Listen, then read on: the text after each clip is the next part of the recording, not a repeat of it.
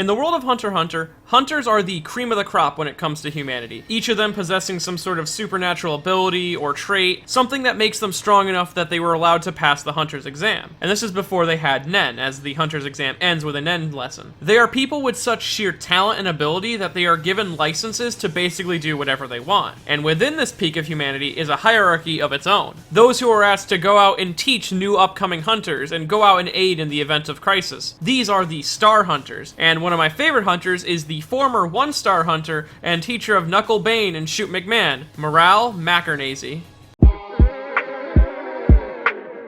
Everybody look at me. You walk in the door, you start scream. Come on, everybody, what you hear? Your body around like a nail. Everybody get your neck to crack. All you crazy people, come on, jump.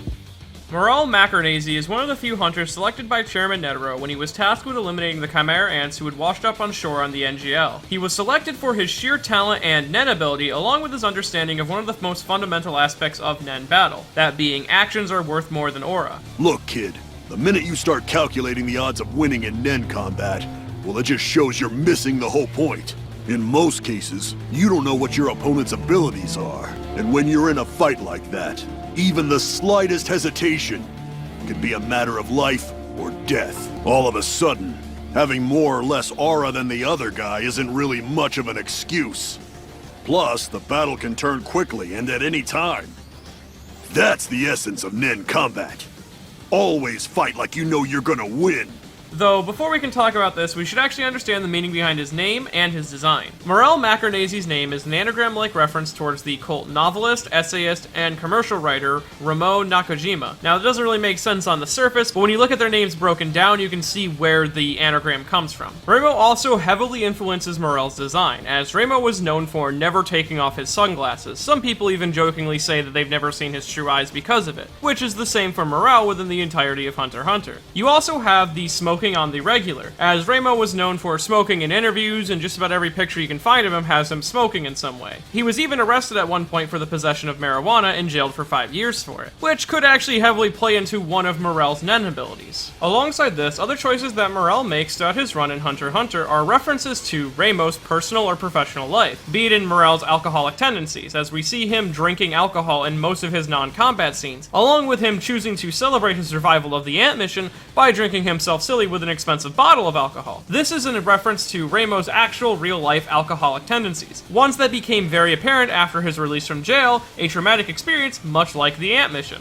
And if you also start to examine Ramo's works, you'll start to notice some of the pieces coming together. First, of course, you have his novel, Tonight in All the Bars. With the name alone, you double down on the alcoholism, but also the story itself is about reflecting on life and accepting death as something that isn't scary, with the narrator coming to that conclusion after reflecting on an interaction he had with 3 people in his life: a doctor or a professional, a fortune teller, and a dear friend, which are reflected in Nav, Palm, and Knuckle. Then you have the novel that won Ramo an award, that being The Pigs of Gadara. This story tells the tale of when Jesus encountered the demon Legion, a demon comprising of 100 different demons, in Africa. Legion begs Jesus to spare his life from the abyss when Jesus goes to exorcise him. He says that he'll separate into 100 different pigs and never hurt anyone again. Jesus allows him to separate into the pigs, but then leads all 100 pigs off a cliff into the waters below, allowing all 100 pieces of Legion to drown. This is reflected in his battle with Leal, who, like Legion, possesses a ton of different abilities all comprised into one person. And then you have Leal, who is based off a lion, which is an animal that's very plentiful in Africa, which is the setting of Pigs of Gadara. And then, of course, you have Morel acting as the Jesus stand-in, using his ability and wit to trick Leal into drowning to death. Alongside this, Morel also appears to have taken heavy inspiration from another Japanese icon, this time being the folk hero known as Ishikawa Goemon, be it in how Morel is emotionally motivated to help those in need, like when he swore to protect Colt and the last child of the Ant Queen, along with him just having a general kind-hearted and honest nature about him, which rubs off in his 2 pupils. We also see elements of Goemon's iconic appearance rubbing off on them as well, be it in how Knuckles repping Goemon's pompadour, or how Shoot has an overall ninja appearance. This is because, as Netero describes, Morel's personality rubs off on the 2 more than he might think. Along with this, much like the real Goemon,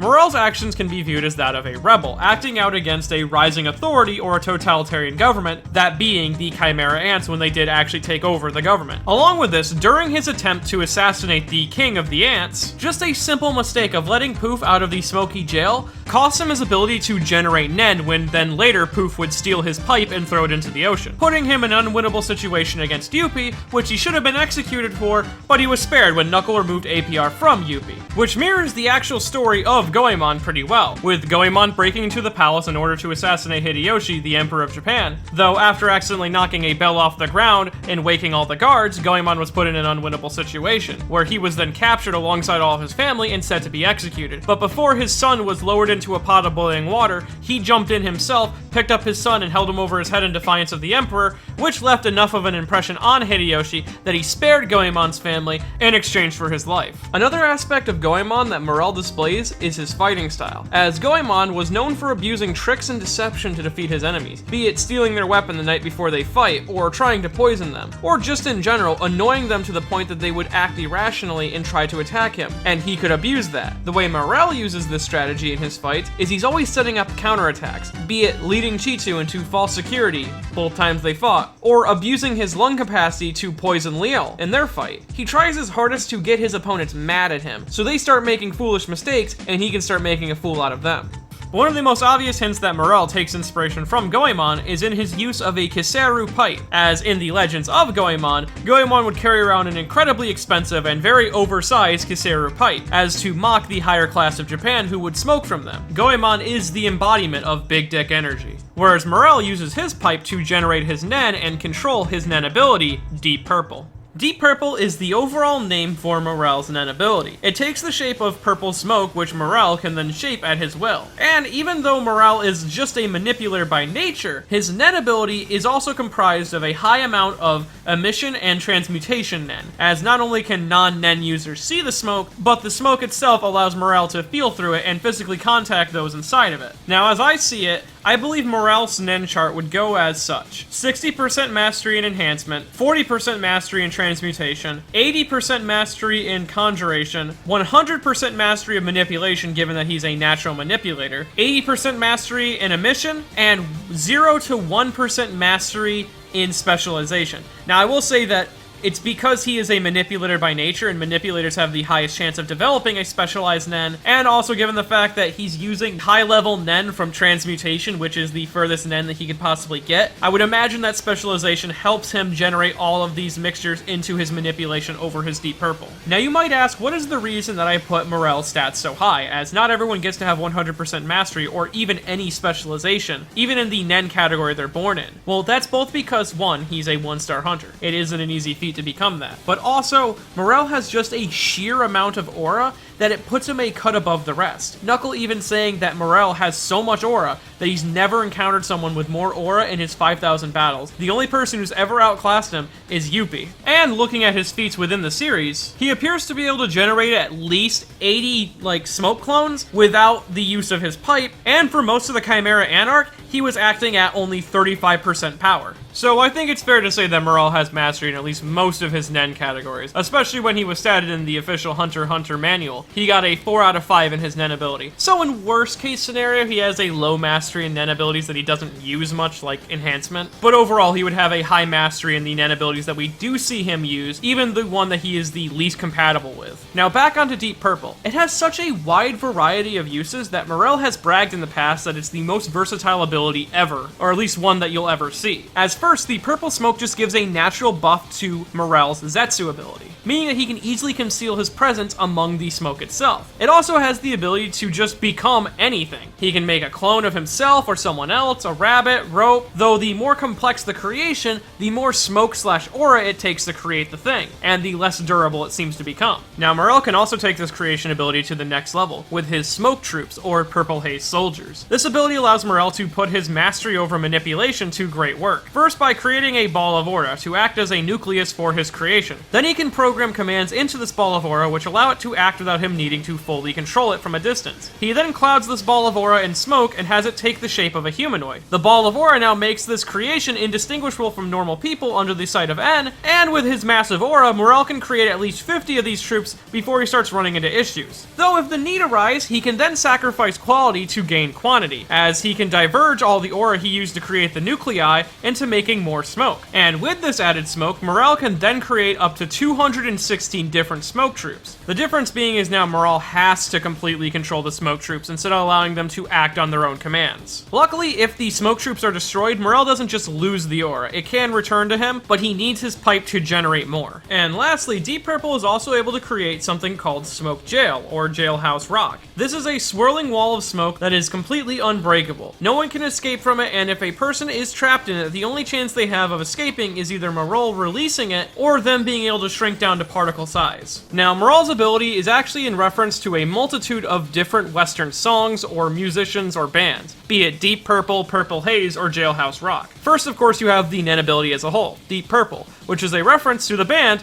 Deep Purple. But it goes a little bit farther than that, as Deep Purple's biggest hit is Smoke on the Water. Obviously, this is referenced in his fight with Leol, where he creates a smoke cloud to stand on the water, being Smoke on the Water. But it goes a little bit further than that, as he is the Hunter of the Sea, or a Sea Hunter, someone who works exclusively on the water, meaning that Morel himself is the Smoke on the Water. And then next you have Purple Haze, which is the alternate name for the Smoke Troops, or the Purple Haze Soldiers, which is a song by the American singer-songwriter Jimi Hendrix. Now, the song itself isn't actually about drugs and marijuana, at least that's what Jimi Hendrix claims, but it has taken on that meaning over time. And given that Morel's linked to Ramo, and Ramo was arrested for his possession of marijuana, it could easily be referring to that adopted meaning. Though I should also mention that it also fits with his Smoke on the Water theme, as Purple Haze itself is a song themed around being trapped in a cloudy haze which exists within the water. Which again, harkens back, Smoke on the Water. Though, I guess smoke in the water this time. And lastly, you have Smoky Jail, or Jailhouse Rock, which is in reference to the Elvis Presley song of the same name, which is a song themed around the conflicting vibes of gathering together and having a dance inside of a jail, which sort of gives off a no matter how bad things get, you can still have fun type of vibe, which is shown in Morel as no matter what, in the face of danger, he never stops smiling. And again, just like with Goemon, the Elvis Presley design is noticeable in one of his pupils, that again being Knuckles. Of course, you have the Pompadour, which is both Goemon and possibly Elvis, but more so than that, Elvis actually had a huge impression on Japanese culture in general, creating the archetype that would go on to become the rockabilly and the Yankee, as it is an idolization of that Western culture, using it to rebel against Japanese norms, which inspired the Pompadour-wearing punk character that you see in a lot of Japanese media. So overall, Morel is just such a great character in the entirety of Hunter x Hunter, and his actions during the Chimera Anarch are some of my favorite in the whole series. And it's nice to see that the Hunter Association also realizes his greatness, as he's in the lineup for an upgrade right to a 3-star Hunter, which is a huge status jump, and it's usually reserved for members of like the Zodiac and such. And even after his run-in with Death during the Chimera Anarch, Morel is still itching for adventures, so much so that when the Zodiac were preparing to journey to the Dark Continent, Morel caught wind of this and volunteered to guide them from the gate to that new continent. So hopefully when he does appear again in the future of Hunter x Hunter, Togashi keeps showing us why he's the best sea hunter in the whole series. Now, if you enjoyed this video and like to see more videos like it in the future, I have a Patreon at patreon.com/ManyNotTheBadGuy. And if you want some Purple Haze to smoke on the water while in jail, buy yourself a copy of Shimonetta at Funimation.com/show/Shimonetta, boring world where the contradiction doesn't exist. You get yourself a copy of Shimonetta, you'll enjoy it. You can take a deep hit off of that hot Shimonetta.